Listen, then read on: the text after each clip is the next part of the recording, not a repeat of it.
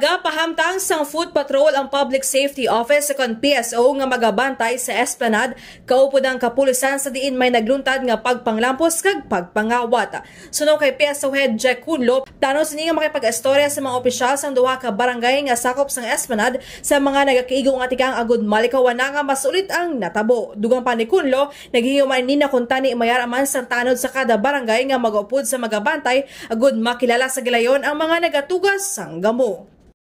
Yes, kahapon kita na ang lugar, ang area no kung di tatabo sa Esplanade 9. So gininstruksyonan nato no nga pagbudigan ni isang aton nga mga personnel food patrol sa area no pod sa kapulisan kag sa mga tanod sa aton ka barangayan. No, may meeting kita gapasit up kita meeting sa duha ka barangay kay sakop rin sa duha ka barangay ang Rizal Lapos kag ang Rizal Lapas no. Okay. So may man kita sa bulig sa ila kay EUR man nila no, so ila man ni area sa barangay nila para nga mas manami kung may ara sang augment katanod kay mas pamilyar sila no sang mga residente.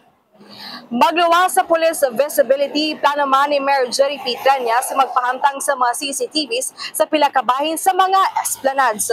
Report nga gikan sa syudad sang Iloilo. Ini si K5 Jenny Kauinan para sa kampiyon nga balita serbisyo publiko kagalingawan sa Iloilo. K5 News FM.